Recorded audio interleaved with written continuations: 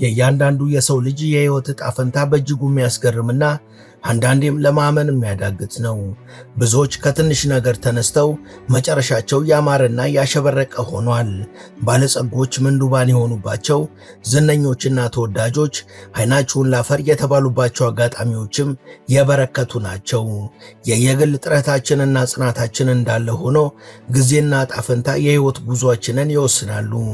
እኛም እነሱ በወሰኑት ምህዳር ውስጥ ሆነን እንላወሳለን። የዛሬው ባለታሪካችን ወላጅ አባቷ መንግስትን ተናግረሃል ተብሎ በሀገሪቷ ንጉስ መታሰሩን ተከትሎ ገና በለጋ ዕድሜዋ ለአስከፊ ስደት የተዳረገች፣ ገና ከዛ ተነስታ አባቷን ያሰረው ንጉስ በህይወት እያለ በእርሱ ቤተ መንግስት ውስጥ በልዕልትነት የተሾመች፣ የንግስናዋን አክሊል ስትደፋም አባቷን ያስፈታች ጀግና ናት። በትምህርት ዘርፍ የላቀ ተሳትፎ ያላት፣ በተለይ ሴቶች ይማሩ ዘንድ ወደ ተለያዩ ሀገራት ሄዳ የትምህርት ተቋማትን የገነባች፣ ሴት ተማሪዎችንና መምህራኖችን በእጅጉ ያበረታች፣ በአሁኑ ሰዓትም በአረቡ ዓለም ካሉ ንግስቶች ቀዳሚዋና አርያ መሆን የቻለች ናት። በፋሽን ተከታይነቷና በዜንጦነቷም አትታማም። Sheikh Moza, Queen of Qatar, courageous politician, businesswoman, and mother of 7 children. She was destined to stay at home and wear a burqa, but she did not put up with the state of affairs.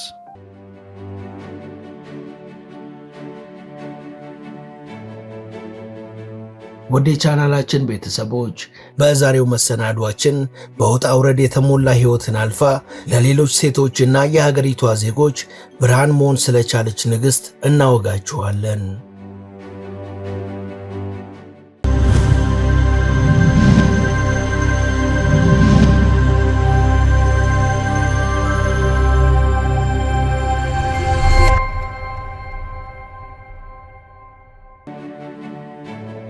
ዛሬ ላይ ሼክ ሞዛ የኳታር መንግስት ምሰሶና ማገር የሆነች፣ በሴቶች ትምህርት ዘርፍ የዩኔስኮም አምባሳደር መሆን የቻለች ናት። ግና ዛሬ ላይ ለንግስና ከመብቃቷ በፊት ያለው ህይወቷ በውጣ ውረድ የተሞላ፣ እዚህ ድረስ የኖረቻቸው ዓመታቶችም በእጅጉ አስገራሚ ናቸው። አሁን ላይ በ60ዎቹ አጋማሽ ዕድሜ ውስጥ የምትገኘው ሼክ ሞዛ እያንዳንዱ የዕድሜዋን ዘመናት ፍጹማዊ በሚመስል መልኩ በሚገባ መጠቀም የቻለች፣ በመካከለኛው ምስራቅም ሆነ በተቀረው ዓለም ከፍተኛ ተጽዕኖን ማሳደር የቻሉ ከሚባሉት ውስጥ ቀዳሚ የሆነች፣ የሴቶች ህይወትንም በቻለችው አቅም መቀየር የቻለች ጠንካራ ሴት ናት። የኳታራዋ ቀዳሚ እመቤት ሼክ ሞዛ በአረቡ ዓለምም ሆነ በኳታር ያሉ ከጋብቻ ጋር የተያዙ ህጎችን እንዲቀየሩ ለማድረግ ጥረት አላደረገችም በማለት የሚተቿትም አልጠፉም። ንግሥት ሼካ ግን የሴቶች መብት በወረቀት ብቻ አይመጣም፣ በደረቁ የፖሊሲ ለውጥ ስለተደረገ የሴቶች ማህበራዊ ድርሻ ይስተካከላል፣ መብታቸውም ይጠበቅላቸዋል ብላ አታምንም። ምክንያቱም ይህን ሁሉ ዘመን በሀገሪቷ ማህበረሰብ ውስጥ ስር የሰደደው ሴትን ዝቅ የሚያደርገው አመለካከትን ለመለወጥ ወንዶች ዝግጁ ቢሆኑ እንኳን ሴቷ የበፊቱ ከተመቻት ፖሊሲው ምንም ዋጋ የለውም። ሴቷም ለዚህ ነገር ዝግጁ የምትሆነው ትርጉም ያለው ትምህርት ስትማርና በአካዳሚክ ዕውቀት ራሷን ማነጽ ስትችል መሆኑን ተናግራለች። ንግሥቲቷ ይህንን እሳቢዋን የተናገረችው በ2002 በሀገረ ፈረንሳይ በተከናወነው የዩኔስኮ ኮንፈረንስ ላይ ነው።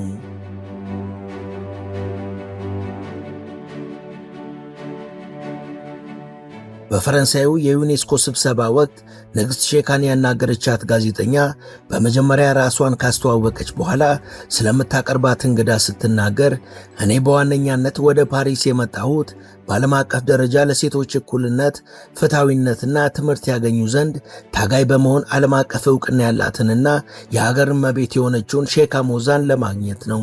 ንግሥቲቷ በዓለም አቀፍ መድረኮች ላይ የምትከበር፣ ለበጎ አድራጎት ተግባራት ፍቅር ያላትና የኳታር ፋውንዴሽን አጋር መስራች የሆነች ናት። ለ10 ዓመታት ዓለም አቀፋዊ ፕሮጀክቶች ላይ የሰራችና ከዩናይትድ ኔሽን ጋርም በቅርበት በአጋርነት የምትሰራ ሴት ናት በማለት ካስተዋወቀቻት በኋላ እስከዛሬ ስላደረገችው አስተዋጽኦ ስትጠይቃት ንግሥት ሼካም መጀመሪያ ላይ ተስፋ ቆርጬ ነበር በማለት ምላሿን ሰጥታለች። We as women, we are all the same, and we are facing the same challenges as you are facing there in the West. We are trying to give the chance to women to prove themselves and to be participants in their society. ሴቶች መማር አለባቸው። የመማር ዕድል ሊነፈጉ አይገባም የሚለው አቋሜን ተግባራዊ ለማድረግ የቱንም ያህል ጥረት ባደርግም በመላው ዓለም ያሉ ተጨባጭ ነገሮች በጣም ተስፋ አስቆርጠውኝ ነበር። ምክንያቱም በዚህ ጉዳይ ከ20 ዓመታት በላይ ሲሰራ ያየሁት ነገር ቅስም የሚሰብር ነው። መጀመሪያ ላይ በርካቶች የኔ ሐሳብ በፍጹም የማይቻልና እውን የማይሆን ነበር የሚመስላቸው።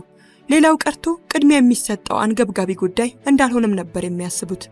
አሁን ግን የመላው ዓለም ሕዝብ በሙሉ በሚባል ደረጃ ከትምህርት ጋር በተያያዘ አመለካከቱ ተለውጧል። ብዙዎች ዛሬ ላይ ትምህርት ማጣት ማለት ጥሩ አጋጣሚን ማጣት እንደሆነም ተረድተዋል።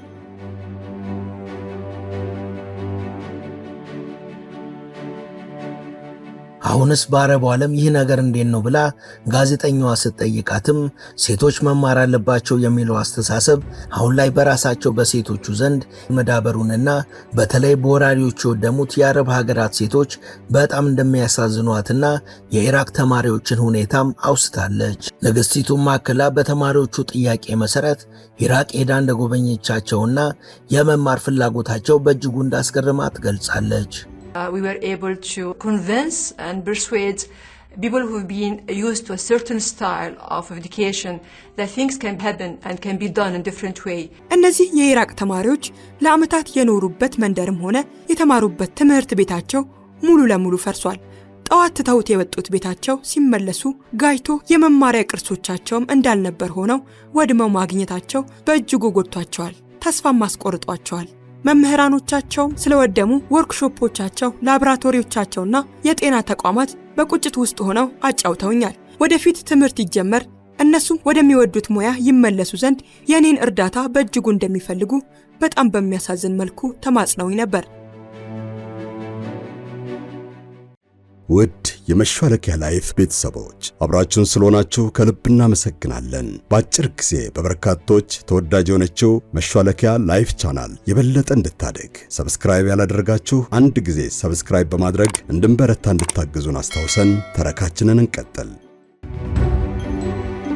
ኢራቅ በነበረችበት ጊዜያት ካየቻቸው ነገሮች አንጻር ቢያንስ ሴቶቻችን መማር ይችሉ ዘንድ ጦርነት የግድ መቅረት አለበት ብላ እንዳመነችና ይህንንም አቋሟን ሁሌ እንደምትገልጽ ተናግራለች።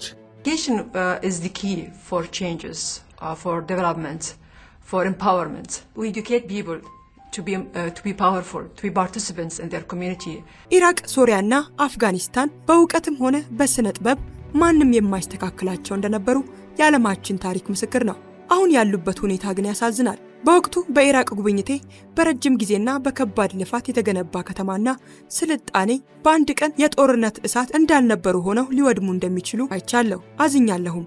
ሁላችንም አቅማችን በፈቀደና አጋጣሚውን ባገኘንበት ሁሉ ይህን አይነት አስከፊ ውድመት እንዳይከሰት የቻልነውን ሁሉ ማድረግ አለብን። ወደዚህ የዩኔስኮ ስብሰባ የመጣሁበት ዋና ዓላማም ይሄ እንደሆነ በመድረኩ ላይ ተናግሬያለሁ። በአጠቃላይ ግን ከዛን ጊዜ አንስቶ እስካሁን ባለው ተሞክሮዬ ሴቶች ነፃነትን የሚጎናጸፉት በፖሊሲ ጋጋታ ሳይሆን በተግባርና የእውቀት ትጥቅ በመታጠቅ መሆኑን በሚገባ አረጋግጫለሁ።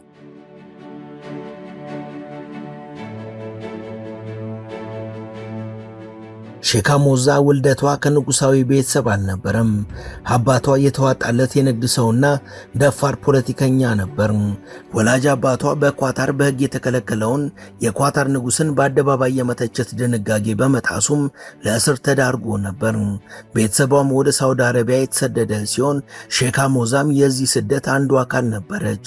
ይሁን እንጂ በሳውዲ ትምህርቷን በትጋት በመከታተል ዩኒቨርሲቲ የሚያስገባትን ውጤት ማምጣት በመቻሏ ዩኒቨርሲቲ ተማሪ ሆና ወደ ኳታር በመመለስ ህልሟ የሆነውን ሕክምናን በመማር የመጀመሪያ ዲግሪዋን በማህበራዊ ሳይንስ አግኝታለች። ከዛም በኋላ በርካታ ማስተርስና ዶክትሬት ዲግሪዎችንም መስራት የቻለች ሊቅ ናት።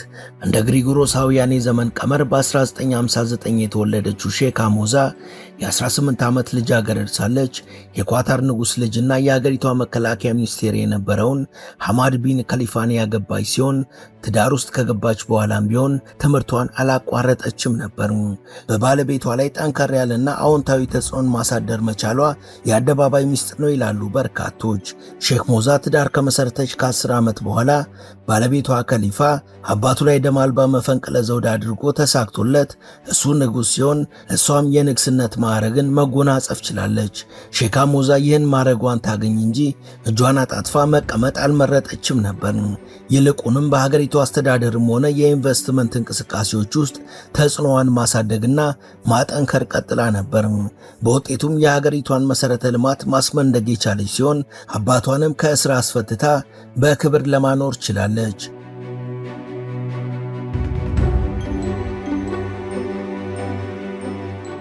ሼክ ሞዛ ምንም እንኳን ለንጉሱ ሁለተኛ ሚስት ብትሆንም በይፋ ቀዳማዊ እመቤት ተብላ የምትሰራው እርሷ ናት።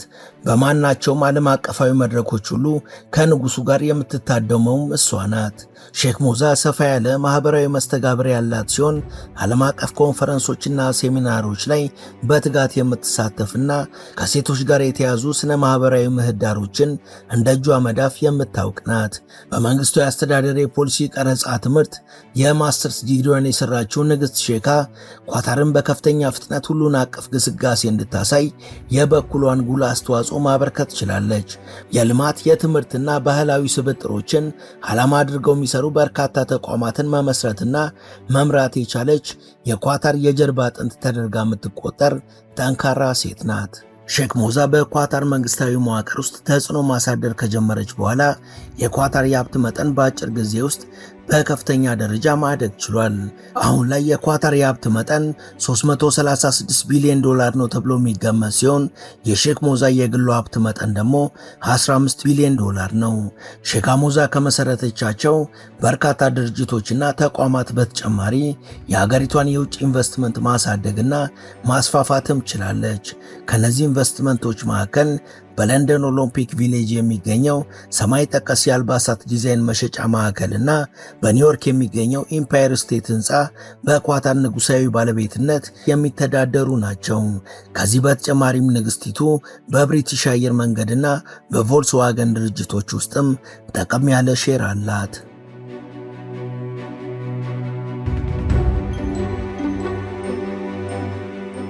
ሼክ ሐሞዛ በትዳር 7 ልጆችን የወለደች ሲሆን ልጆቿ 2 ሴትና 5 ወንዶች ናቸው። ንጉሱ ከሷ በፊት ካገባት ከመጀመሪያ ሚስቱ 7 ልጆች ያሉት ሲሆን የመጀመሪያ ወንድ ልጃቸውን በንጉሳዊ ቤተሰብ ወግ ስላሳደጉት የአባቱን ዙፋን ይረከባል ተብሎ ቢጠበቅም ንጉሱ በ2013 ዙፋኑን በፍቃዱ ለማስተላለፍ ሲወስን እሱን የሚተካው አልጋ ወራሽ ያደረገው የበኩር ልጁን ሳይሆን ከሼክ ሐሞዛ ከተወለዱት መሃል እንዲሆን በማሰብ ተረካቢውን የመምረጥ ኃላፊነት ለንግሥት ሼካ ሰጥቷል። ይህች ብልህ ንግሥት ታዲያ የተለመደውን የዕድሜ ተዋረድ መመዘኛ በማድረግ ኃላፊነቱን በአግባቡ ይወጣል ብላ የምታስበውን ሁለተኛ ልጇን ታሚሞ ቢን ሐማድን ነበር ለስልጣኑ የመረጠችው። ይህ ያለማመንታት ምክሯን የሚሰማውና ሐሳቧ ጠብ ሳትል የሚተገብረው ልጇ መሾሟ ደግሞ የኳታርን ሁለንተናዊ ፖለቲካና ሀገራዊ አገዛዝ የምትመራው መሆን የምትዘውረው ንግሥቲቷ ናት የሚለውን እሳቤ የበለጠ እርግጥ አድርጎታል።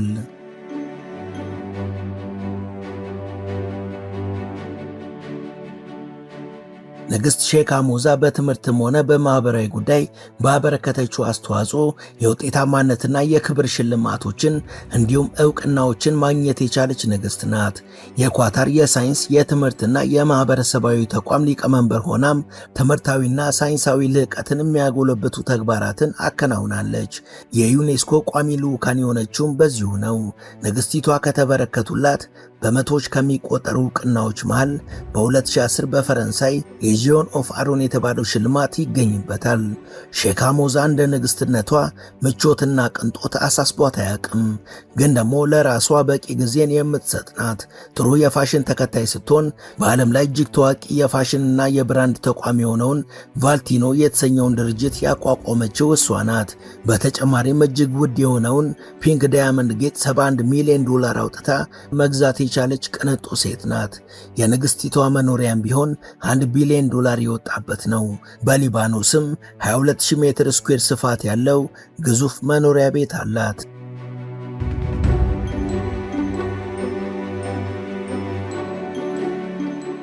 ወደ ቻናላችን ቤተሰቦች ለዛሬ ያሰናዳንላችሁ ይህን ይመስል ነበር። እስከ ዝግጅታችን ፍጻሜ አብራችሁን ስለነበራችሁ ከልብ እናመሰግናለን። በቀጣይ ቢሰሩ የምትሏቸውን ርዕሰ ጉዳዮች ብትጠቁሙን ደስ ብሎን እንቀበላለን። ቻናላችንን ሰብስክራይብ ማድረግ፣ የደውል ምልክቱን መጫንና ላይክ ማድረግ አትዘንጉ እያልን ለዛሬ በዚሁ ተሰናበትን። መልካም ጊዜ